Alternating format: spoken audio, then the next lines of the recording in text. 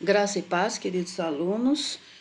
Vamos dar início à nossa terceira aula, que é sobre Jesus e os primórdios da igreja, né? Vamos ver rapidamente o que é absolutamente conhecido de todos, traços da vida de Jesus, e depois vamos olhar um pouquinho mais de perto a igreja, o nascimento da igreja e as suas várias pontos de início que estão escritos em Atos. Grande parte do que a gente vai ver vocês leem em Atos, mas aqui nós veremos de uma forma mais didática e ressaltando alguns elementos que às vezes a própria leitura não deixa muito claro, tá? Então vamos começar com o ministério de Jesus, a vida de Jesus, né? Como todo mundo sabe, Jesus nasceu segundo o calendário moderno em torno de 4 antes de Cristo. Vocês vão achar 5, vocês vão achar 6, tá? Não importa. É uma média dos estudiosos, eles analisam pelos fatos históricos a provável data de nascimento de Jesus, tá? Isso quando Herodes, o Grande, era rei da Judéia. Ele foi determinado como rei, uma determinação que veio diretamente de Roma, né, por vontade de Roma, tá? E aí, após uma juventude aparentemente normal, em grande parte sem nenhuma intercorrência, né, ele alcançou um ponto decisivo na vida quando, com quase 30 anos, nos dizeres exatos de Lucas 3:23, tá, foi batizado por João Batista no Rio Jordão. E por ocasião do seu batismo, Jesus recebeu uma declaração divina do relacionamento singular que teria com Deus. Era seu filho amado. Tá? Logo depois, João foi preso e Jesus retornou sua pregação anunciando que o reino de Deus está próximo. Arrependei-vos e crede no Evangelho, como nos relata Marcos 1,15, certo? Então iniciou-se um ministério de pregação, ensino e cura. Jesus, vocês sabem muito bem por todos os relatos, reuniu um círculo de pessoas em torno de si, pessoas de origem simples, humilde, que foram os seus 12 discípulos. Tá? Esses discípulos passavam o tempo com ele e de vez em quando era enviado para expandir seu ministério. E aí que começa a popularidade de Jesus. Os milagres de cura, as expulsões de demônios deixaram o povo consciente de que havia uma presença poderosa em seu meio.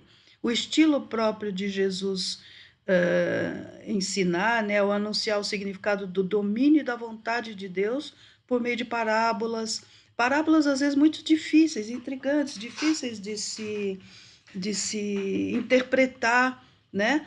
Essas parábolas eram baseadas na sua autoridade e não em interpretações passadas ou em mitos, em coisas, né? E com tudo isso chamou muito a atenção do povo para uma personalidade que era impressionante e que, ao mesmo tempo, suscitava reações diversas, né, gente? Reações de amor e ódio, né? O ministério de Jesus atraiu muitos seguidores e gerou esperanças de que a poderosa intervenção divina na história do povo estava iminente. Essas esperanças que muitos compreendiam como deposição do governo romano. Olha onde começa os problemas políticos, tá? Porque na visão de muitos, essas intervenções, esse reino que viria, era necessariamente a derrubada do Império Romano, certo? Mas a gente sabe que não é bem assim. Uma das reações a Jesus foi a seguinte confissão feita pelo líder dos 12, Pedro: Tu és Cristo, o tão aguardado ungido do Senhor, que traria livramento ao povo judeu. Mas livramento em que sentido? O sentido político, o sentido espiritual, tá? Essa confissão foi aceita por muitos, questionada por outros e temida por alguns em posição de poder. Tá? A popularidade de Jesus provocou ciúme e oposição por parte de alguns fariseus, além de uma gama de sentimentos que iam desde o desconforto até profunda perturbação entre os líderes políticos. E aí vocês veem, o governador romano, Pôncio Pilatos, deu a sentença de morte para Jesus. Ele ordenou a sua crucificação, tá? E aí, depois dessa crucificação e morte, depois dessa execução, né, as esperanças dos discípulos de Jesus, até dos mais próximos, foram arruinadas. Mas, como diz aqui o nosso livro base, tá? Mas, deixa eu achar. O inesperado aconteceu quando algumas mulheres foram ao túmulo de Jesus, ao sepulcro, né, no domingo de manhã para realizar a unção de Jesus, o que tinha sido inclusive proibido no sábado anterior, né, após a morte. Elas encontraram o quê? O túmulo vazio. E aí você tem no relato de Mateus 28:6 que um anjo informou assim, o texto de Mateus 26: ele não está aqui porque já ressuscitou, como tinha dito. As mulheres e depois outros discípulos também relataram as aparições de Jesus. E aí o pequeno grupo de discípulos antes que era disperso, desanimado e absolutamente perdidos, né, no tempo, começaram a ter as suas as esperanças, começaram a ficar alegres e viram a sua decepção ser transformada em alegria, tá? E a ressurreição foi a justificação de Jesus por parte de Deus. Ela confirmou que a sua morte não fora simplesmente a morte de mais um homem bom, pois tinha valor expiatório, ok? Então é isso, queridos. Aí vocês começam a ter em Atos 2 a questão do nascimento da igreja. Mas antes eu quero fazer um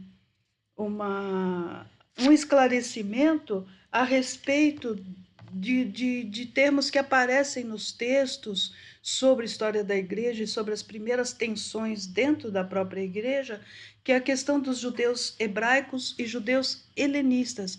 Na realidade, todos são judeus, mas os chamados judeus hebraicos ou hebraístas, eles são intransigentes quanto ao cumprimento da lei e o seguimento da Torá. No seu início, a igreja atraiu tanto os judeus fervorosos no cumprimento da lei, como os judeus peronomútil, né? Como os judeus não tão rígidos nesse cumprimento. Isso começou a haver entre eles uma tensão. Então, os judeus helenistas, ou seja, os judeus que queriam seguir mais a cultura grega, a cultura helênica, tá? Começaram a entrar em conflito com os judeus mais ortodoxos, digamos assim, os judeus mais hebraicos, mais ligados realmente ao cumprimento stricto sensu da lei, tá? Os judaizantes eram cristãos primitivos que acreditavam que os gentios deveriam se converter ao judaísmo a fim de aceitar Jesus como Messias. Veja o problema, que esse vai ser, nós vamos ver lá um pouquinho mais na frente, esse vai ser o grande problema da primeira, chamado primeiro concílio da igreja, que ainda foi na igreja de Jerusalém, né? Na igreja em Jerusalém, que é se há necessidade dos gentios serem convertidos primeiro ao judaísmo para depois virarem cristãos, ou se eles não precisam ser convertidos e, portanto, não necessitariam de seguir a lei e fazer a circuncisão, tá? Então é uma coisa muito interessante e vocês vão ver logo em seguida que realmente se optou por que não há necessidade nesse chamado primeiro concílio de Jerusalém que a gente vai ver, ok? Que se vocês quiserem só para adiantar, está em Atos 15, tá? A igreja em Jerusalém, tá? Vamos lá, queridos. Vocês sabem que as aparições de Jesus, quando ele ressuscitou, reuniram os discípulos mais uma vez, porque eles estavam dispersos e desesperançosos, né? E confirmaram a fé que tinham nele. A experiência da vinda do Espírito Santo, registrada em Atos 2, promoveu a igreja, promoveu a igreja a uma entidade distinta, com a missão de proclamar Jesus como Senhor e Cristo. Tá? Vocês vão ler isso em Atos 2:36. Então, este momento exato que a gente chama de Pentecostes, que está descrito em Atos 2, este momento exato é considerado o nascimento da igreja, certo? Inicialmente, não houve, como diz aí o slide, uma ruptura radical com as instituições judaicas. Entendam, gente, vocês têm judeus, somente judeus. A figura do cristão é uma coisa que vai se formando ao longo do primeiro e segundo séculos, enquanto uma entidade distinta, filha sim do judaísmo, mas distinta depois desse judaísmo, certo? A igreja primitiva de Jerusalém frequentava o templo e observava os costumes judaicos. Isso é muito importante vocês terem na concepção de vocês para entender esse início e inclusive, as grandes questões que são colocadas nos 2 primeiros séculos, que nós veremos, dos pais apostólicos e outras coisas, os cismas da igreja. Cismas são divisões, certo? Tudo isso em função de visões diferentes em relação a determinadas questões. Nós devemos ou não seguir a lei, devemos ou não seguir a Torá, devemos ou não nos circuncisarmos. Tudo isso, os primeiros cristãos, que eram judeus, não se esqueçam disso, se colocavam, ok? As crenças judaicas centrais permaneceram na base da fé dos primeiros discípulos. O Deus revelado nas escrituras hebraicas, esse mesmo Deus como criador e sustentador do universo, o povo eleito para usufruir um relacionamento pactual com Deus e uma esperança de bênção no fim dos tempos. Esses são os principais pontos teológicos que são absolutamente a base comum das duas religiões, certo? A essas crenças centrais, ou seja, tudo isso que eu falei antes, foi acrescentada, aí sim, agora começa o cristianismo, a convicção de que Jesus, o qual havia sido rejeitado pela liderança judaica e crucificado pelas autoridades romanas, era o libertador prometido, por meio de quem as bênçãos dos fins dos tempos estavam começando a ser concretizadas, especialmente o perdão dos pecados e o dom do Espírito Santo. Aqui começou, gente, aqui nasceu a igreja, né? E a igreja nasceu em Jerusalém, certo? E como se dá essa convicção, né? Como se dá essa nova convicção? Tá? Ela é garantida aos discípulos pela fé na ressurreição de Jesus, tá? Dentre os mortos, juntamente com o rápido crescimento da nova comunidade, porque é impressionante como o cristianismo primitivo se expande de uma forma para principalmente os tempos antigos, onde você não tinha o WhatsApp, não é verdade? É impressionante como se expande, tá?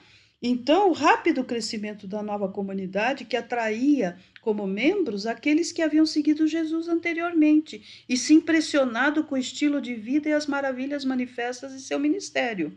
Aí logo colocar os discípulos o quê? Em conflito com as autoridades de Jerusalém. Em pouco tempo, a igreja de Jerusalém atraiu seguidores que iam desde judeus fervorosos no cumprimento da lei até judeus fiéis que não eram tão rigorosos na sua observação. É aquilo que eu já falei dos judeus hebraizantes, ou judeus hebraicos, e os judeus helenistas.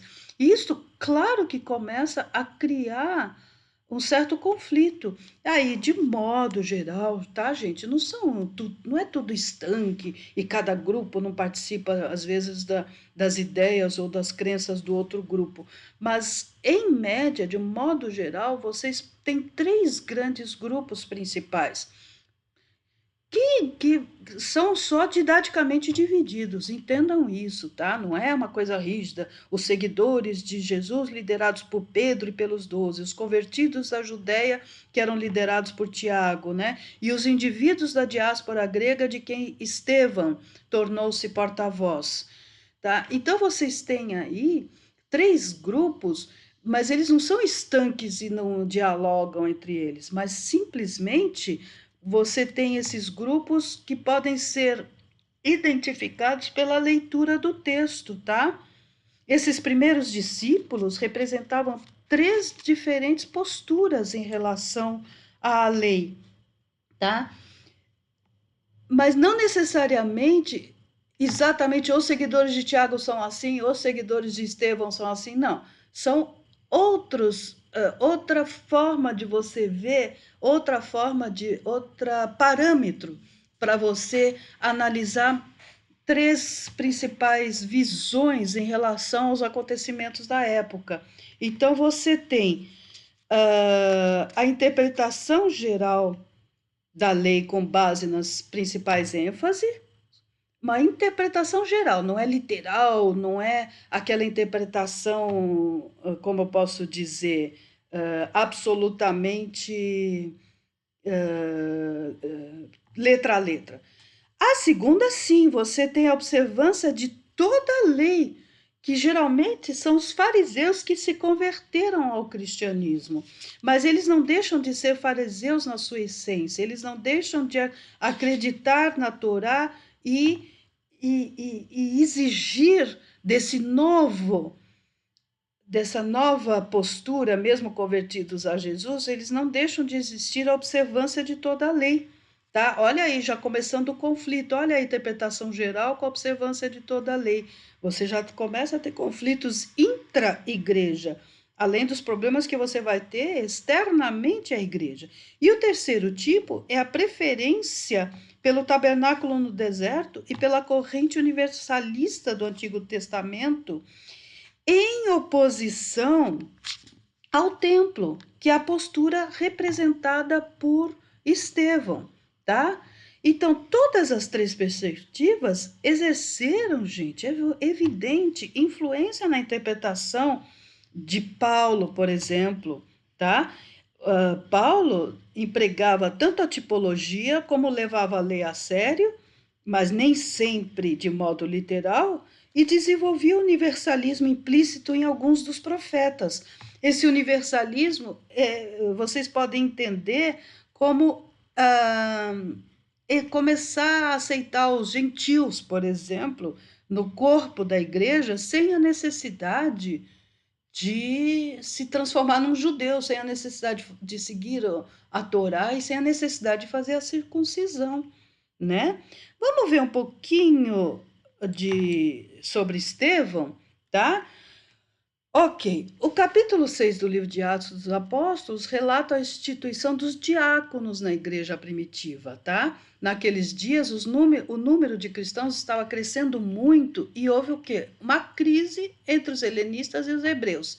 E aí, o que acontece, gente? Começou, mas quem vai fazer o quê? Qual a atribuição de cada um?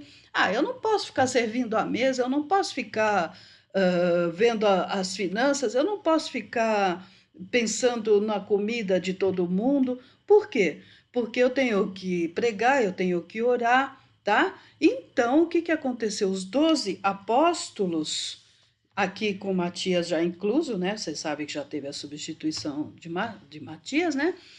Por Matias, eles se reuniram, convocaram a comunidade cristã e ordenaram que fossem escolhidos 7 homens para supervisionar essa distribuição de mantimento, tá? Juntamente com Estevão foram escolhidos Filipe, Prócoro, Nocanor, Timão, Parnemas e Nicolau. Os dois principais foram Estevão e Filipe, ok? E o ministério de Estevão foi muito além da diaconia das mesas. Além de cumprir as suas responsabilidades perante a igreja primitiva, Estevão se empenhou em proclamar o evangélico, ficando marcado na história da igreja como um mártir, né? Todos nós sabemos disso, tá? Vamos lá, queridos. Com a dispersão dos helenistas, ou seja, após a morte de Estevão, os helenistas começaram a se dispersar, ficaram com medo, tá? Com a dispersão dos helenistas após a execução de Estevão e posteriormente com o assassinato do apóstolo Tiago, irmão de João, e a prisão de Pedro pelo rei Herodes Agripa I, Tiago, aí sim o irmão de Jesus, tá? Passou a ocupar cada vez mais a posição de liderança na igreja de Jerusalém. Tanto que no livro que eu dei como base para vocês no slide anterior, que eu mostrei a fotografia dele, o título dessa sessão do livro chama A Igreja em Jerusalém e Tiago, tá? Tiago, irmão de Jesus, ok? Muito bem, passou a, ocupar, a liderar, né? A Igreja de Jerusalém. A sua ascensão teria sido bastante inesperada durante o ministério de Jesus, mas a aparição do Cristo ressurreto transformou-o de incrédulo em um defensor fiel. Você vê, dizem que a própria família nunca reconhece, né, os seus membros, por exemplo, alguma coisa de destaque, ou seja, um grande talento, seja. Mas aqui Tiago se tornou um defensor fiel. Os laços de sua família com Jesus e o fato de ter aceitado Cristo deram a Tiago uma autoridade pessoal, tá? Ao lado dos anciãos, Tiago passou a exercer a liderança quando os 12 se envolveram em outras áreas de atividades. Tá? Então, enquanto você tem os apóstolos ocupados em evangelizar em outros lugares, em Jerusalém você tem a liderança de Tiago. Tal disposição serviu de modelo para a organização da igreja no segundo século. Um bispo assistido por anciãos. O único documento do Novo Testamento atribuído a Tiago, a carta que tem o seu nome, evidentemente, mostra a influência exercida pela literatura de sabedoria prática do judaísmo nos ensinamentos de Jesus. Tá? Então vamos lá, dá uma lidinha na carta de Tiago, né? Aproveita, porque tudo isso vocês estão vendo o nascimento, digamos, da igreja nos seus primórdios, tá? A execução de Tiago pelos líderes judeus, isso foi em 62 depois de Cristo, segundo a maioria, tá? A respeito da qual existem relatos divergentes no registro do historiador judeu Joséfo, que eu já comentei com vocês, o Flávio Joséfo, né? Deixou os cristãos judeus mais conservadores sem um líder respeitado e moderado. Mas o cristianismo judaico continuou a considerá-lo um representante ideal, tá certo? E aí, querido, vocês têm uma parte importantíssima, que é a conversão de Saulo de Tarso, que se tornou Paulo de Tarso. Como todos sabem, né, Saulo de Tarso era um estudioso rabínico de Jerusalém. Ele deu um novo impulso ao movimento cristão. Tem alguns que chamam Saulo de Tarso, Paulo de Tarso, como verdadeiro fundador do cristianismo. Nem tanto, né, gente? Vamos mais devagar com Andor. Mas é assim, ele inegavelmente é importantíssimo, porque depois da sua conversão, tá?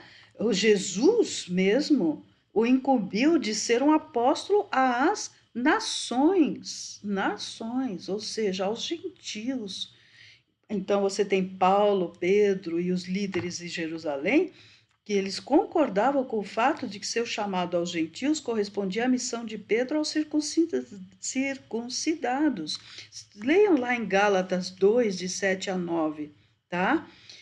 Uma abertura, ou seja, uma possibilidade já havia sido feita aos gentios pelos helenistas dispersos de Jerusalém. Olha a importância, então, daqueles helenistas, os judeus helenistas, os judeus helenizantes, os judeus que não acham que seja necessariamente obrigatório seguir a lei, tá? Então, isso é muito importante, tá?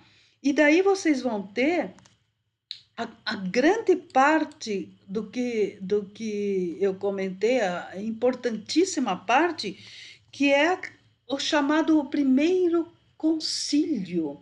O primeiro concílio se dá em Jerusalém e pode ser lido em Atos 15. A controvérsia, qual era o grande problema a ser resolvido nesse momento? Gente, a igreja está nascendo, as coisas não estão definidas. Você não tem lá, você corre e vai ler Gálatas, você corre e vai ler Atos, você corre e vai ler Apocalipse. Não, você não tem esses textos, ainda tudo está começando a se formar. Tá?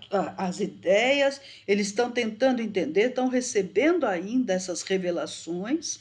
Então, você tem, mais do que natural que você tenha essas controvérsias. E a controvérsia mais significativa da igreja primitiva dizia respeito justamente o quê? Às condições de aceitação dos gentios, à comunidade cristã.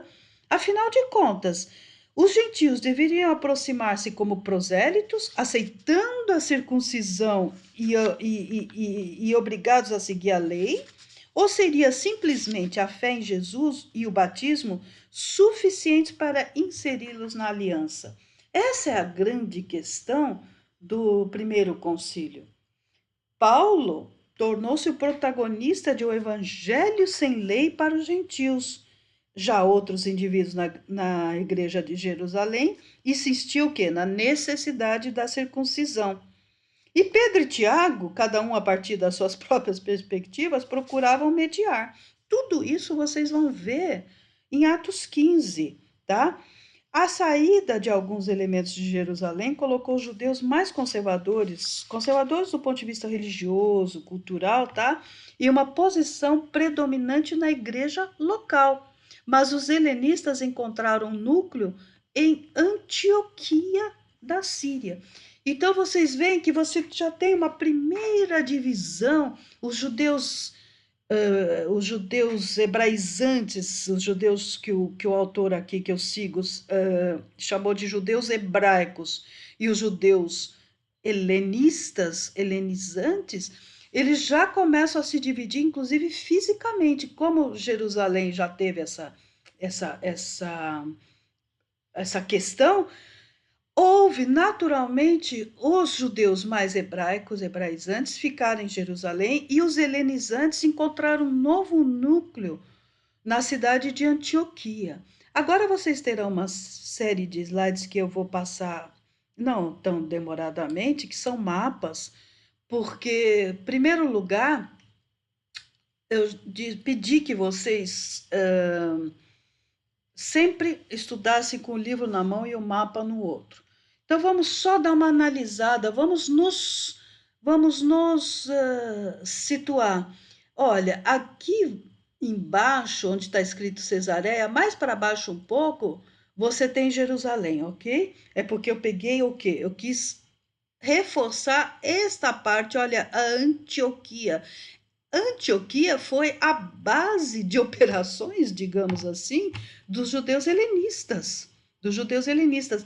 E olha como você vai aqui, toda essa parte onde você está lendo, olha, Tiatira, olha a carta a Tiatira, né? Ó, Éfeso, Mileto, Colossos, Listra, Derbe. Olha, aqui é uma outra Antioquia. Não confundir duas Antioquias. Olha a importância desse mapa para vocês entenderem. Então, a Antioquia, que é a base dos cristãos judeus helenistas, tá? Que é a base e que é o ponto de apoio das operações de Paulo, das viagens missionárias de Paulo, é a partir desta Antioquia da Síria, tá?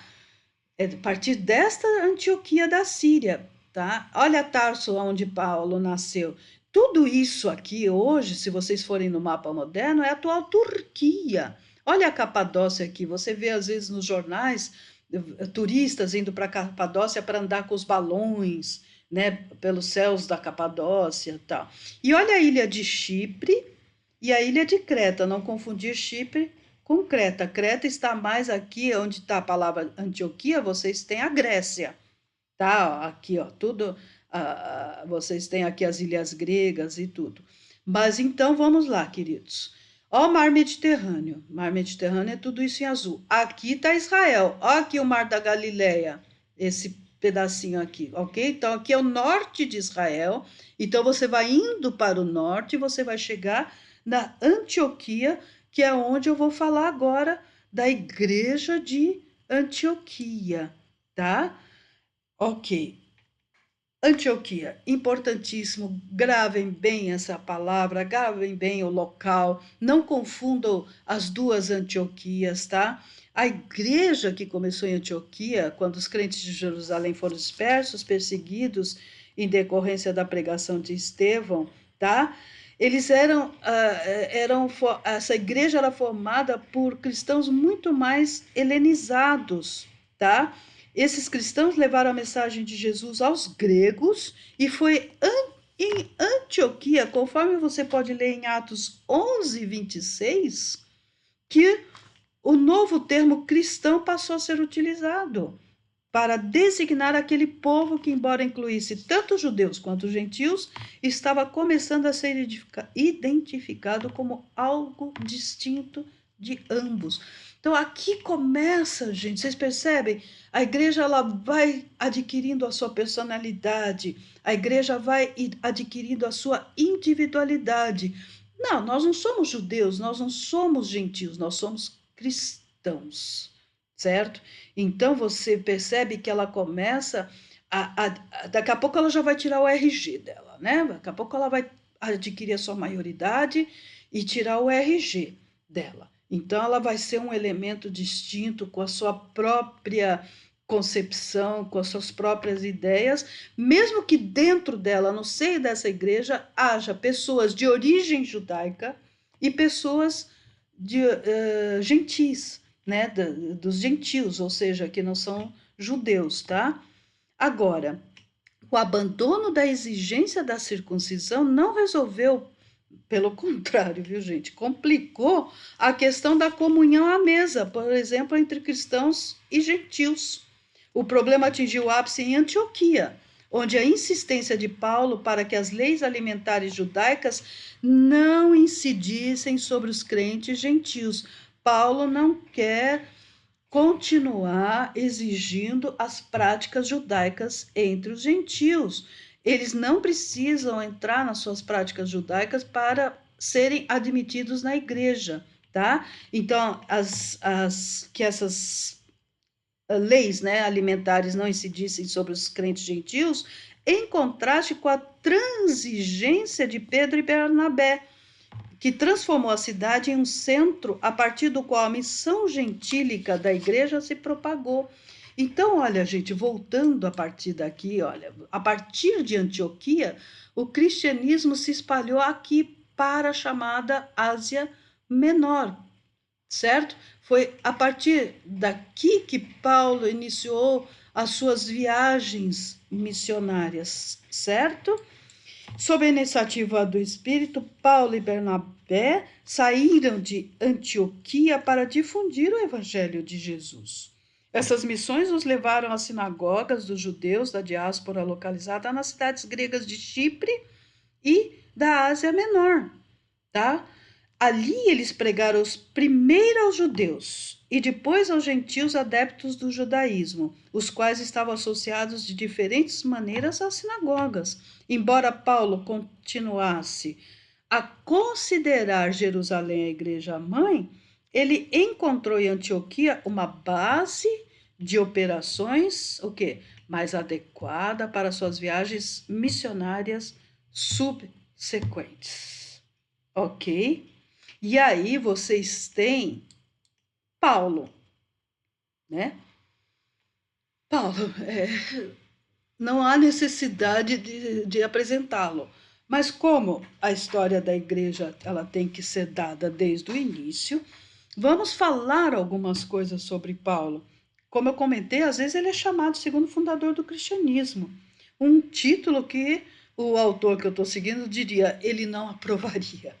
Ele não aprovaria esse título, tá? O apóstolo é notório na história do cristianismo primitivo, tá? Por causa da preeminência que Lucas lhe conferiu em Atos dos Apóstolos.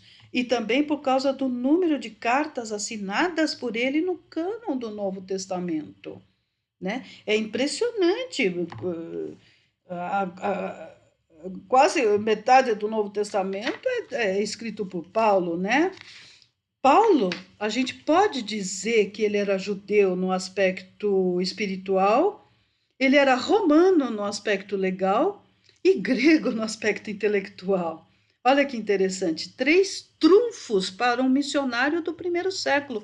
Ou seja, ele reunia nele tudo o que seria necessário para esses primeiros anos se poder difundir o cristianismo. Ele, sendo romano, ele era um protegido pela lei romana, ele não poderia ser crucificado, né?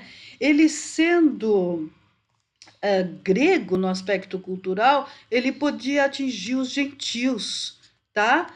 E ele sendo um judeu no aspecto espiritual, ele tinha toda a base doutrinária que ele poderia, como eu posso dizer, que ele poderia passar com as devidas e novas transformações da visão, porque vocês percebe que, evidentemente, os cristãos não são hoje, os cristãos, depois que todas essas questões foram resolvidas, eles passaram a ter uma identidade própria, né? Então, eles não são mais judeus, tanto que hoje judeus e cristãos são grupos totalmente separados, tá? Então, Paulo, por conhecer profundamente o judaísmo, a lei, a Torá, ele teve condições de, a partir daí, formular e reformular as suas doutrinas, tá? Paulo foi o apóstolo dos gentios por excelência, tanto que a igreja tornou-se o quê? Predominantemente gentia no final do primeiro século, gente. Então, vocês, depois desse concílio, depois dessas questões iniciais, a igreja foi se transformando numa igreja gentia. Sua influência formativa nas igrejas que fundou, né, de Paulo, a influência de Paulo, bem como naquelas estabelecidas ou mantidas por parceiros, conferiu-lhe inegável valor na história da igreja primitiva. Apesar disso, tá? A importância dos 12 discípulos como primeiras testemunhas da vida e do ministério de Jesus não foi esquecida, tá? Paulo entendia seu chamado apostólico no sentido missionário, e a extensão de suas viagens é verdadeiramente impressionante, ok? A questão das viagens de Paulo, né? Que é. Vocês têm aqui um slide que não há necessidade de eu ficar lendo um por um, mas vocês têm identificados os textos em Atos onde fala de cada viagem, da primeira, da segunda e da terceira. Mais do que depois, claro, vocês leem, procurem ler esses textos, mas mais do que aqui, gente, é Atos 15, tá? 36 a 18, 22. Foi um erro de digitação. Está corrigido na segunda viagem missionária, Atos 15, 36 a 18, 22. Mas mais do que isso, o que eu disse? Um olho no texto e o outro no mapa, tá? Vamos, acho que eu pulei aqui. A primeira viagem missionária de Paulo, vocês veem que ele sai, ó, é muito mais fácil no mapa do que decorar. Olha, ele sai de Antioquia, Salamina, Pafos, olha, Perge, Listra, tá? Derbe, Icônio e a outra Antioquia, tá vendo? Então esta, vocês veem que é uma viagem, se vocês analisarem em termos de paradas, não é uma, é lógico, é uma viagem muito longa para a época, mas, por exemplo, já não se compara em nada à segunda viagem.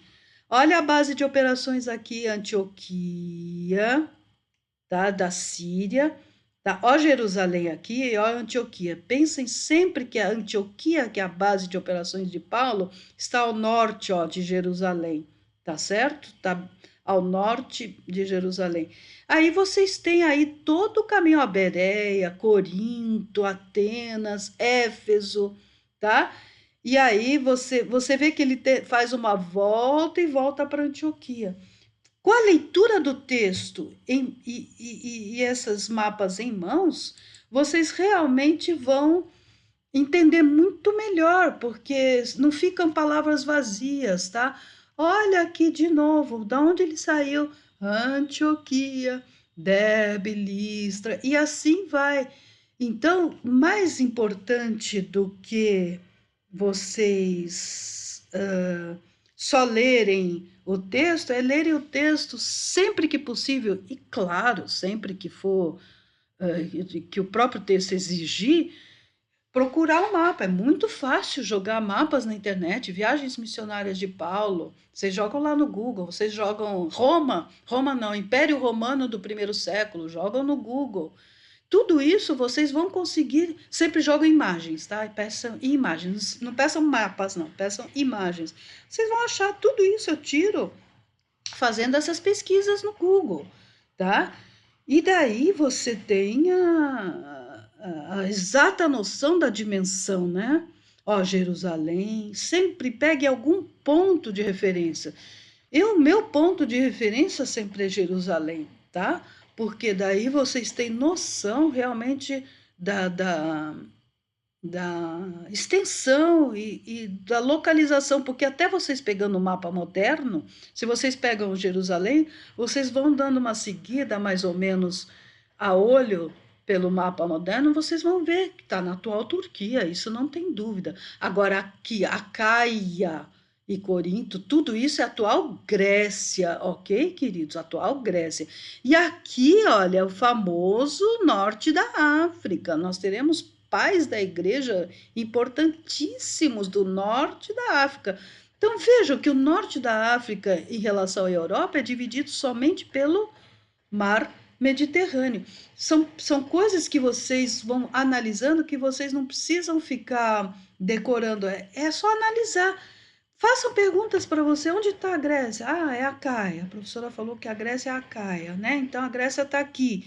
Aí atravessa o mar Mediterrâneo. Poxa, nós vamos chegar no norte da África. Mas não, aqui não é Egito, não. Egito está aqui, ó. Lembra? Porque Egito e Israel estão, né? Você tem aqui o deserto do Sinai, tudo, ok?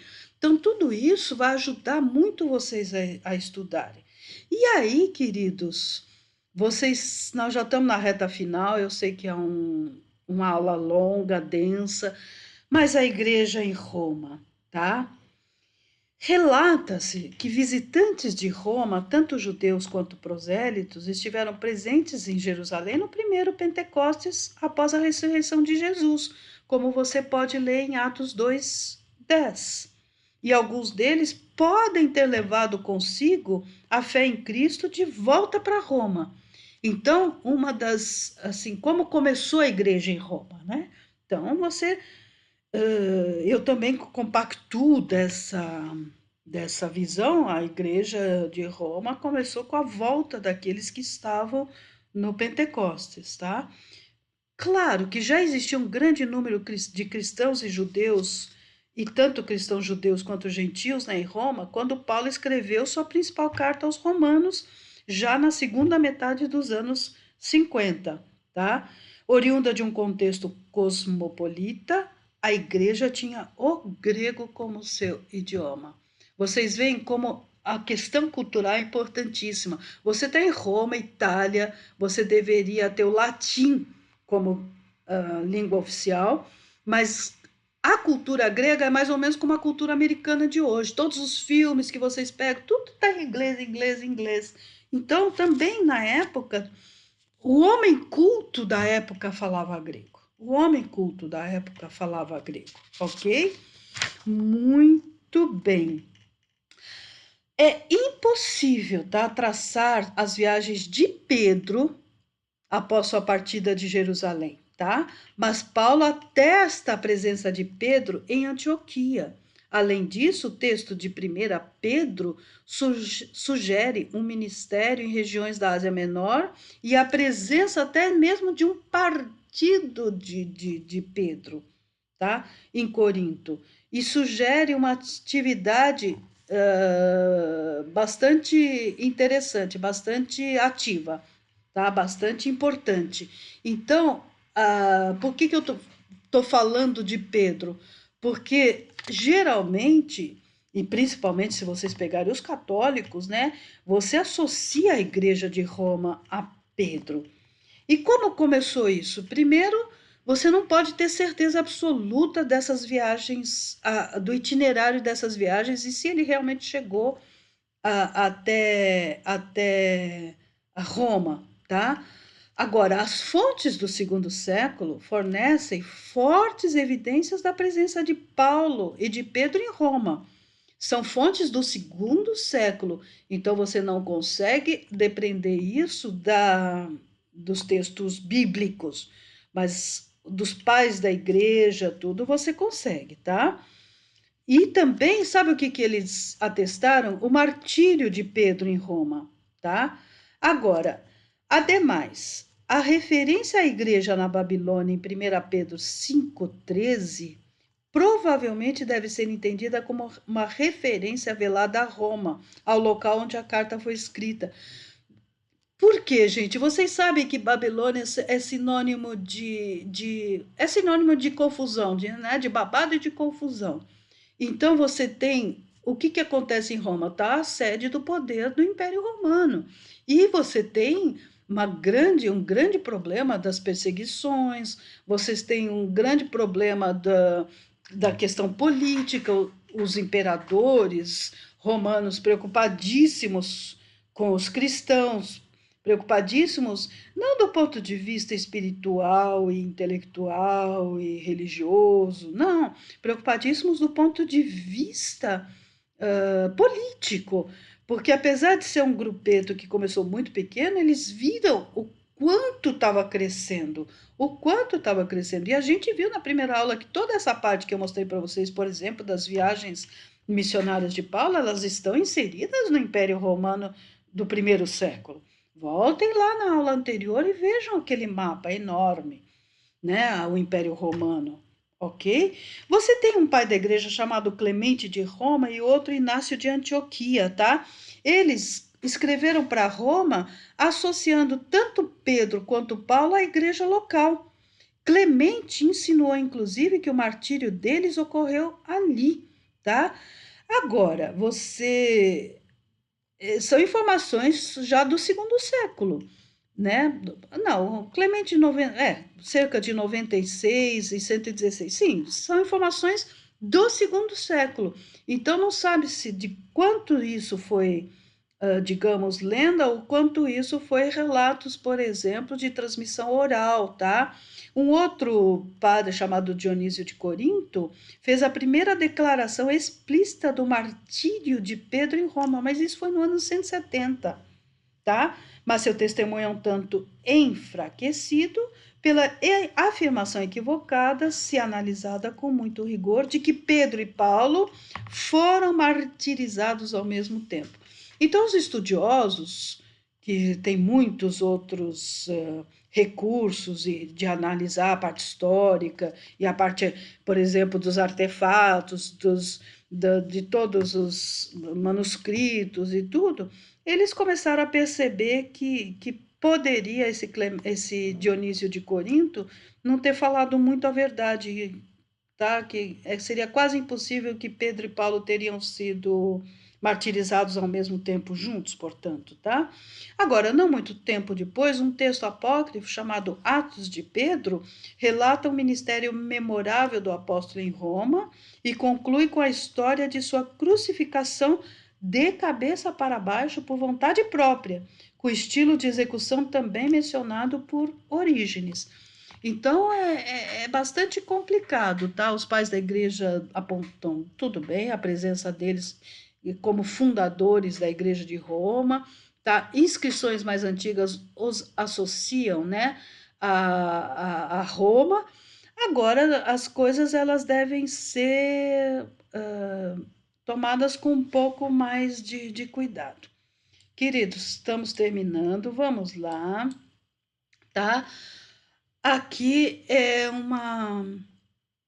mapa para mostrar para vocês a Roma, justamente Roma, em relação, por exemplo, à Ásia Menor, que seria a atual Turquia, e aqui, ó, Jerusalém, tá? Então vocês veem as distâncias, queridos, não tinha trem-bala, não tinha avião, não tinha carro, né? Não tinha celular, não tinha WhatsApp, não tinha internet. Brincadeiras à parte, vejam, é extraordinário você pensar na expansão da igreja nessa época, tá? Você tem aqui, você tendo a base mesmo em Antioquia, né? Você tem aqui, ó, em Jerusalém, o início da igreja com o Pentecostes. Olha onde ela vai. Olha onde ela vai, em menos de um século, em menos de um século, ok? Então, vocês têm esse mapa só para vocês terem a dimensão do mundo antigo, ok? Das distâncias em que foram percorridas pelos cristãos do primeiro século. É complicado, né? É bastante. E agora vamos terminar com a igreja em Éfeso. Voltando, Éfeso está aqui, olha, tá? Ela é muito importante e esse mapa também destaca a cidade de Éfeso, tá? Ela é associada com as atividades de João, tá?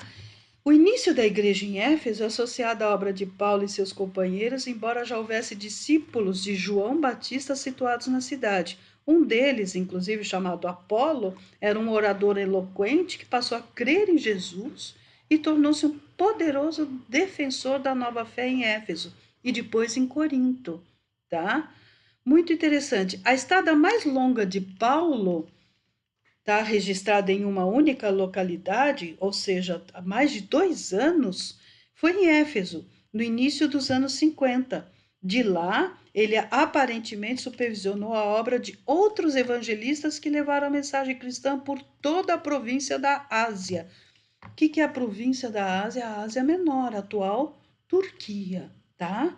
Muito bem. Os relatos em Atos mostram Paulo em contato com uma grande mistura, uma grande miscigenação dos mundos judaicos e gentílicos, tá? Em Éfeso, tá? Isto é, com oficiais do governo, intelectuais gregos, judeus mais ou menos ortodoxos, exorcistas judeus itinerantes, magos pagãos, adoradores da deusa Efésia Ártemis, cujos interesses econômicos e religiosos estavam interligados. Vejam a importância, essa grande mistura de judeus e gentis de toda a espécie, né? Como você tem aí no meio, inclusive, olha, exorcistas, magos, adoradores de deuses pagãos. Então, é um ambiente muito complexo de se trabalhar, é um ambiente muito difícil de se pregar, né? Por isso, talvez, na minha opinião, a estada de Paulo tenha sido muito maior em termos de tempo do que em outros locais, tá? Assim como Paulo foi a principal figura da história inicial da igreja em Éfeso, o apóstolo João, tá? Foi a principal figura no fim do primeiro século. Éfeso logo se tornou um centro associado à atividade literária cristã e Paulo redigiu 1 Coríntios ali, tá? Outros livros, por curiosidade, tá? Do Novo Testamento que foram escritos para Éfeso, o próprio Efésios, claro, 1 e 2 Timóteo e a primeira das 7 cartas do Apocalipse, tá? E além disso, gente, a tradição primitiva associou a literatura joanina a Éfeso, tá? Você tem, por exemplo, uh, escritos joaninos, né? O forte testemunho dos escritores da igreja primitiva identificou o apóstolo João como fonte dessa literatura, tá? Olha, as cartas joaninas colocam bastante ênfase na mensagem apostólica original e na questão da unidade na união, né, da divindade e humanidade presentes em Jesus Cristo, em oposição àqueles que, separando-se da comunidade cristã, negavam a humanidade de Cristo e não praticavam o amor fraternal. Tá? Por quê? Porque esses escritos, eles abordam alguns ensinamentos diversos, tá? Do que incomodavam as igrejas apostólicas. Por exemplo, o segundo João, tá? Um relato de segundo João, o ancião que foi enterrado em Éfeso e pode ter sido responsável por grande parte da literatura joanina. O que eu quero dizer? Eu fiz aqui estou lendo as anotações, mas vamos lá. A tradição primitiva, gente, vamos explicar o que eu quero dizer. Associou a literatura joanina a Éfeso. O forte testemunho de escritores da igreja primitiva identificou o apóstolo João, filho de Zebedeu, como fonte dessa literatura. Entretanto, o relato de um segundo João, ou seja, existe a hipótese de que João tenha sido dois, tá? Um segundo João, que é conhecido como o Ancião, e que teria sido enterrado em Éfeso, também teria escrito cartas, mas que essas cartas elas eram contra os ensinamentos principais da Igreja Apostólica. E uma dessas questões é a questão da humanidade de Cristo. Aí começa uma coisa que nós veremos na próxima aula, que começam as heresias, a questão, por exemplo, do docetismo, que nós veremos com calma na próxima aula, que nega a humanidade de Cristo, tá? Que nega a humanidade de Cristo, tá? A tradição primitiva associou essa literatura, né? Aqui está as cartas joaninas enfatizam fortemente a união da divindade e humanidade presentes em Cristo, opondo-se assim aos que negavam a humanidade de Cristo, tá? Conforme a tradição da igreja, João foi a principal figura no primeiro século nessa região de Éfase. E as 7 cartas no início de Apocalipse mostram alguns problemas internos de tolerância a costumes pagãos, incluindo a sua imoralidade. Tá? Os escritos de João são muito importantes. No caso, por exemplo, do Apocalipse, o livro como um todo aprofunda-se especialmente em temas apocalípticos judaicos para fortalecer as igrejas contra o desafio da perseguição por parte de uma sociedade pagã aliada ao culto imperial. Tá? O fervor escatológico perdurou por mais tempo no interior da Ásia Menor do que em qualquer outra localidade da igreja grega. E assim, queridos, vocês têm finalmente, para encerrar essa aula, que foi bastante longa, o Evangelho de João. É o único livro do Novo Testamento que preserva referências anedóticas a Tomé, além de partilhar com o Evangelho de Tomé o interesse pelas palavras de sabedoria de Jesus. Enfim, espero que vocês tenham entendido, embora eu tenha feito aqui um pouquinho de confusão na hora de falar, mas